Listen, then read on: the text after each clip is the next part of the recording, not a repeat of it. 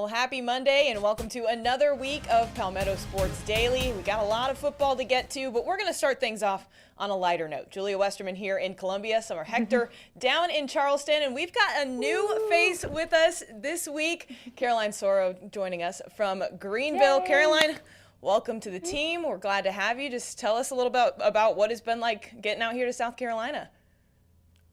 Hey guys, well first Julia, thanks so much for that introduction and the warm welcome. I really appreciate it. I'm just excited to be here. Obviously this is my first time appearing on Palmetto Sports Daily, but I'm so pumped to be part of the team here at Fox Carolina and of course the whole Palmetto sports team. It'll be really exciting once we get rolling and really get into all of our coverage and everything. But I'm coming here to South Carolina from the Midwest, so I spent the last 3 years in Kansas working in Topeka, covering all things Big 12 sports, mixing in a little Chiefs, little Royals, and some D2 sports, all that good stuff. So I'm excited to be in ACC, SEC, SoCon country, just getting a lay of the land down here in the South, which has been really fun so far. So I'm just pumped to get going. I'm happy to be here. It's been a good first few weeks, just getting the lay of the land and everything, and I'm excited to be on the show with you guys today.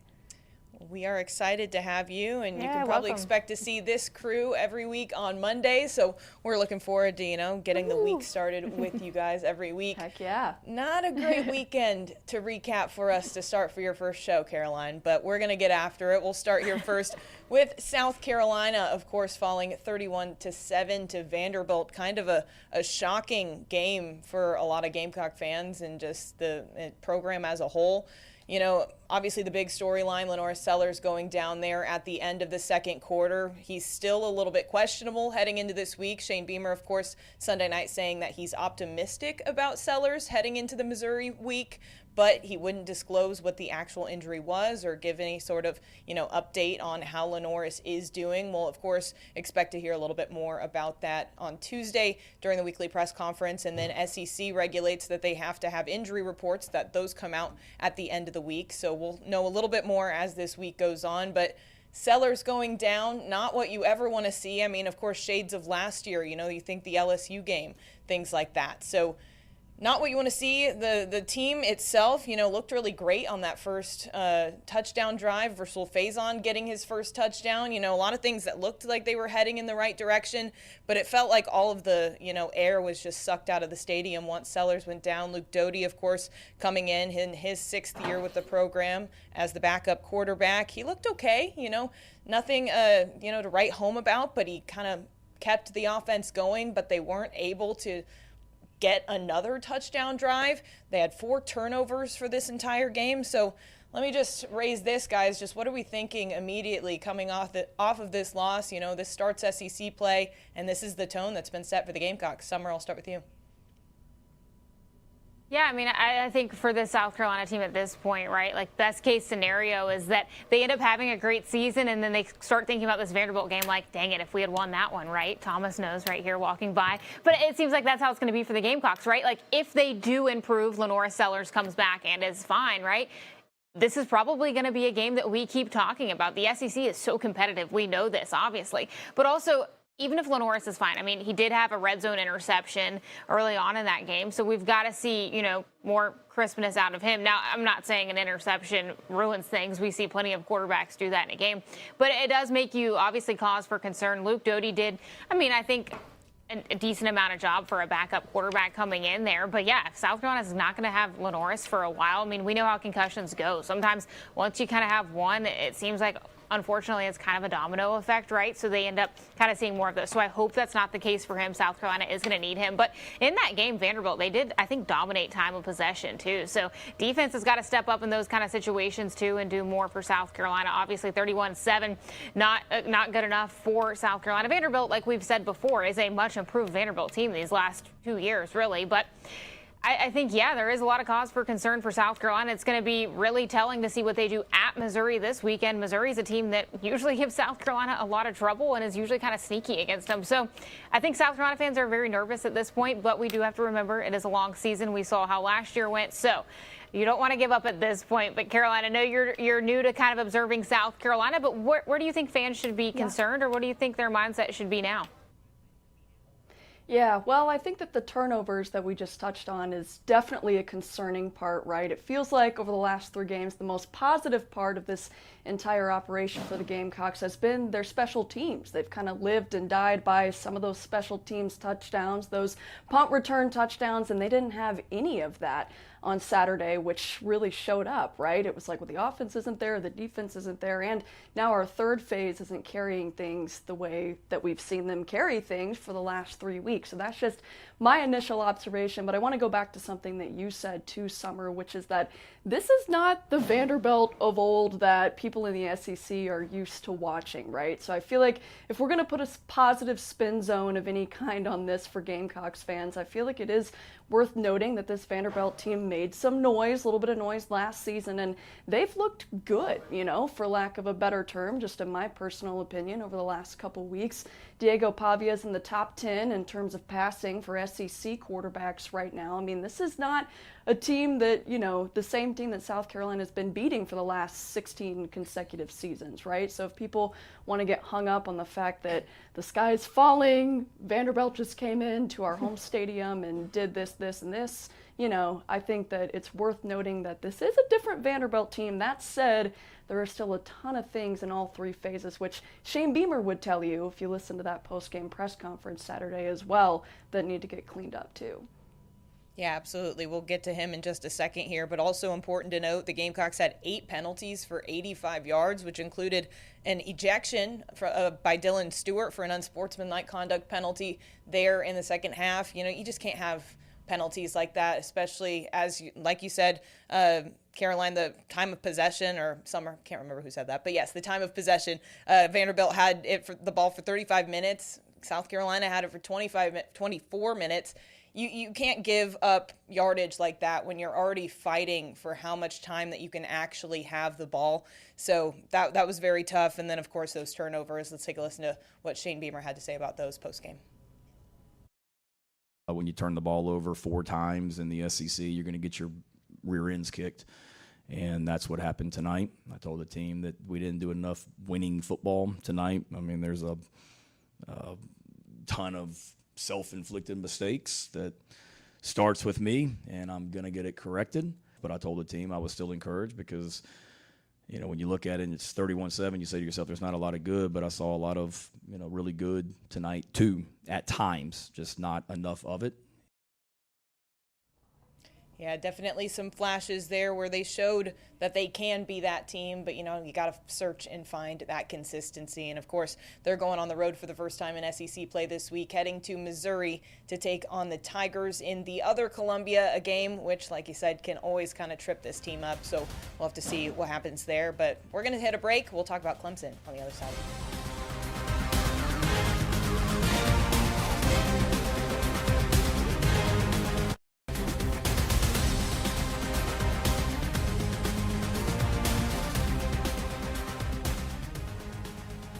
All right, guys, welcome back into Palmetto Sports Daily. We just talked to you about what happened to the Gamecocks and their performance on Saturday, but let's talk about the Clemson Tigers, now sitting at 1-2 through 3 games after a heartbreaking last-second loss to Georgia Tech in Atlanta on Saturday.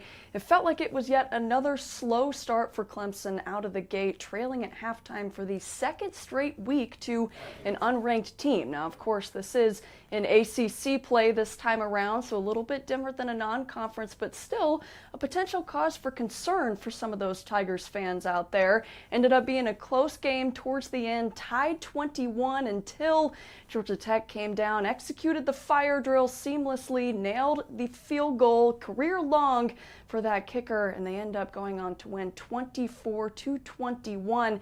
Clemson, though, knows that there are some things to clean up, knows that there are some things that they need to do in order to move on from this one, and that's exactly what head coach Dabo Swinney says that his guys are trying to do. He said in his post-game press conference Saturday night that the only thing to do right now is to respond, and Clemson will get another chance to do that back at home, hosting Syracuse this coming Saturday, so getting a chance to rebound in front of the home crowd at Memorial Stadium. But I'm just curious what you guys think about, what Clemson fans should be concerned about in terms of these slow starts. I mentioned it a little bit ago, but we saw it against LSU.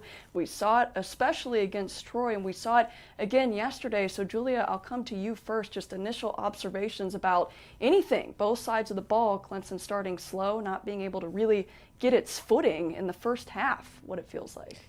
Yeah, I feel like a lot can be similar about what's going on with South Carolina right now. I think there was so much conversation about what these identities were going to be coming into this season. Of everybody just automatically assumed they knew exactly what these teams were going to look like. And now we're through 3 games, and the teams don't look like what everybody thought they were going to look like. Of course, Cade Klubnik having some struggles, turning the ball over twice in that game, something that, you wouldn't want to see out of a senior quarterback who was a preseason Heisman contender. So obviously he's working through some things. And then, at times the team can just look a little discombobulated. And especially you mentioned those early slow starts. Like they can't exactly find their footing, which is something that, comparing to other years of Clemson football, typically you do see them come out of the gate and have some of that fire, and they can really get things going and figure out the way that things are going to go. But I think with this season, they're kind of struggling. They look a little bit confused at times. I don't know if there's communication errors there, but it's definitely been something to get used to. Of this team almost doesn't know exactly who it's going to be or who it is right now at this point in the season, Summer. Yeah, Julia, I think that's a good point. Like, we've talked about this. It seems like this Clemson team, there was so much hype around Cade Klubnik this season, and you're like, all right, what's going to be the next step for him? And it's like we haven't really seen that kick yet, from him. If anything, it kind of seems like the decision-making might not all still be there. And obviously, it's not on just him. He and head coach Dabo Swinney praised, their offense for, coming back after getting down early, and they did. They made it a game. But, yeah, talking about Clemson, I think if I'm a Clemson fan right now, I'm a little bit more optimistic than South Carolina fans, just because Clemson, we've seen them do it before. Last year, they had 3 losses. They still ended up going to the ACC title game, won it, and made it into the 12-team playoff. So I think Clemson, you're like, sitting here right now, you're like, well, there could still be a chance. And let's be honest, this Georgia Tech team, I think they were ACC preseason 4 or 5. I believe it was 4, though. And honestly, they're a team, I know it's like, oh, yeah, you're going to say this now, but I think they weren't getting enough hype in the preseason. Haynes King has been balling out at Georgia Tech for the last few years. Jamal Haynes is as great as they come for a running back. I thought Haynes King would be the best quarterback in the ACC, debatably, and I think he's kind of shown that. So, this Georgia Tech team, I think we've got to start giving them more credit, too. This is a really good team. I think they could really shake up the ACC. Obviously, Miami looks really good. Their quarterback, we know Carson Beck's playing well, and we know Florida State is doing a lot better than last year. So I think the ACC might be a little better this year than they were last year. But for Clemson, I still think they've proven, like we said, with this pretty much same squad of guys, that they can turn it around. So I think because we've seen it, we could see them turn it around again. But, yeah, they get Syracuse this weekend, a perfect opportunity to really bounce back and make a statement. I feel like I see them doing that, just knowing Clemson, but you never know, right, in this situation. So that's why we play the games, and it's a long season. But, Caroline, I know there was also some debate around the finish of that Clemson game. Obviously, the fire drill perfectly executed. Give credit to Georgia Tech's Aiden Burr hitting the 55-yarder. It was perfect. Dabo, I know, was catching a lot of slack about whether or not he should have called a timeout at the end there. I know he had 2. Georgia Tech had none. What do you think, though? Yeah, it's, Summer, it's kind of a tough spot, right? Because you're thinking, it's like, well, do I call these timeouts and, ice this guy? Do I start trying to save some time? Maybe there's no time left. So I don't really want to speculate. I don't know why Dabo was hanging on to those timeouts for dear life the way that he was. But there are a lot of people saying, hey, you've got those. Ice the guy. Make him think about that 55-yarder for a little bit longer, right? At the very least, don't leave them sitting there on the table. Do what you need to do and use them. And so, obviously I'm not a coach in college football for a reason, but that said, you've got them in your back pocket, right? It's not like there was 1 left, there was 2 left. So there has been a lot of talk about whether Dabo should have used those. Maybe he shouldn't. I believe there was a similar situation towards either the end of the LSU game or the end of the Troy game where he had a timeout that he didn't use as well, So there's got to be some reasoning there on his part in order to have those. But the bottom line is that situation, if you're, whether you're playing a conference opponent or not, you should not end up in that situation, right? If you're doing the things that you need to do, like, okay, put the game away, you know? But the thing is that they couldn't overcome the slow start at the very beginning. And so if you're Clemson, the only thing you're going to do right now is look to next week, look to the week after, look a little bit forward. And that's exactly what this team is doing right now. They know what they've got going on. Head coach Dabo Swinney spoke a little bit to that after the game. They know what they need to do. Here's his thoughts on where the Tigers sit right now. Hey, got to do it the hard way if we're going to do it. We ain't going to be able to do it the easy way. But we're not out. The wind's definitely in our face, and we are climbing uphill. But we still got life. And as long as we stay together, and as long as we keep competing, anything can happen. We played a tough opener. We could have played East to West University, right? And you know, it probably feels different right now. But we got 2 losses down to the last freaking play. And we've had opportunities in both of those, and, you know, putting it all together has been our problem. Yeah, so you can hear it right there. It's just the fact of being able to put everything together, right? From start to the middle to the finish. The second half, you know, surge is just not going to be enough to cut it, especially when you're playing a talented team like Georgia Tech. Clemson, though, like we mentioned, again, gets a chance to kind of revenge those 2 losses, get back on the right track at home this coming Saturday against Syracuse. And, well, we have a break coming up, but we've got a ton more college football to talk about when we come back.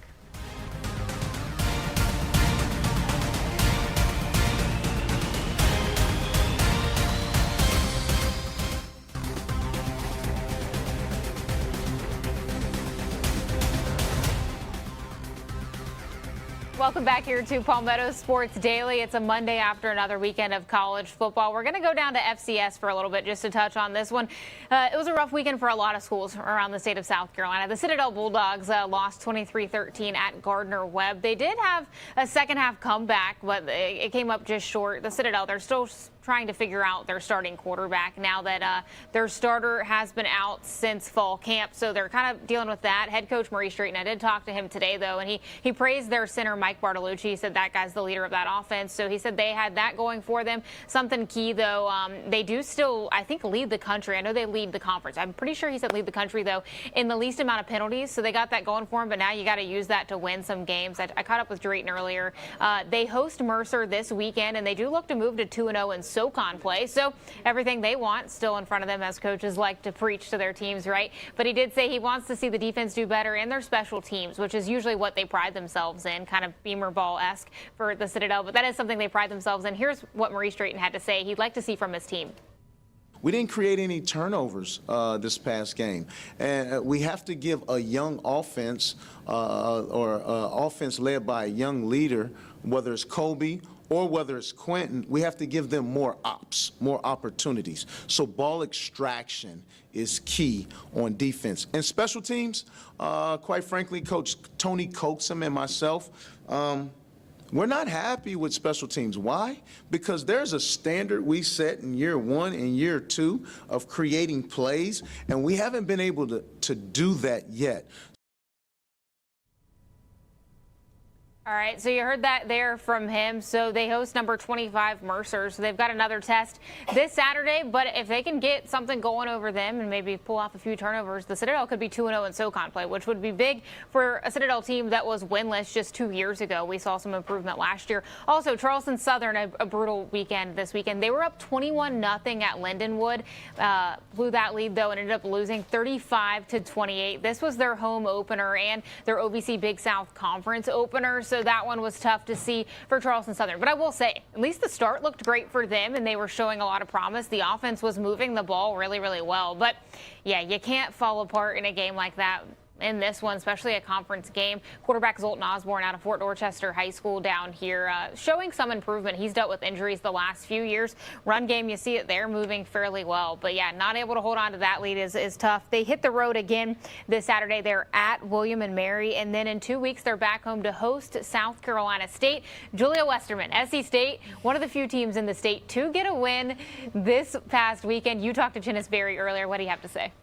It was a good feeling going down to Orangeburg this morning because they were celebrating wins, something fun they do every time they win. They go get wings. So they're getting A-Town wings down in Orangeburg today. So high spirits after South Carolina State beat Bethune-Cookman, and it was a great game. They got off to a really great start as well. They were up 24-0 after the first quarter. The offense really humming. Of course, they've been bouncing between their two quarterbacks, Ryan Stubblefield and William Atkins, over the first couple of games, but they stuck with Stubblefield in this one, and this was a big question when we were talking to Coach Barry today is, hey, you told us you were going to bounce between these two quarterbacks kind of throughout the first part of the season to see who you want to roll with, so why did you stick with him in this one? And he said, why would you take away the hot hand? He clearly had the hot hand. They were rolling through there, but he said that the big takeaway of this is that the defense really needs to be able to lock in beyond the first 25 minutes because ultimately South Carolina State won 55-41, so they gave up a lot of points towards the end there, and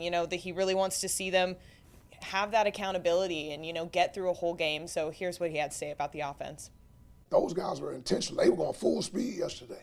We do our little penalty run, and the great thing for us, we only have 5 penalties, so that's letting us know that we're a disciplined football team. We do our penalty run, and you saw those guys the whole practice. They were locked in. Everything was full speed because they know it. How you practice is a direct correlation to how you're going to play. So I think the leadership guys, the leadership council guys, they're locked in on it, and they'll have a better performance this upcoming week versus University of South Florida. That, of course, was about the defense, not the offense. But South Carolina State heads to South Florida this week. Of course, a hot team early on this season. But we've got to hit a break. We'll be right back on the other side.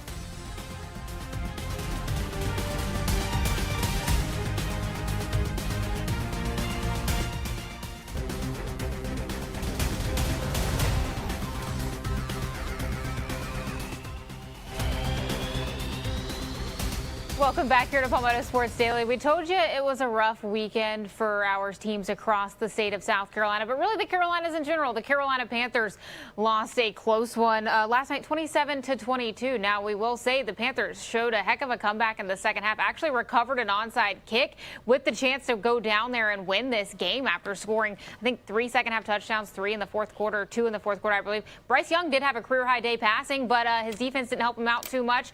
Couldn't get anything going. He did struggle in that last drive to win the game. So the Panthers still winless on the season. They are 0-2. It was a heartbreak, though. They got our hopes up just to kind of crush them. Yes, exactly, right? But it's nice to have a little bit of hope there. So better luck next weekend to them. Thank you guys so much for joining us on this Monday of Palmetto Sports Daily for Summer, Caroline, and Julia. Y'all have a great week.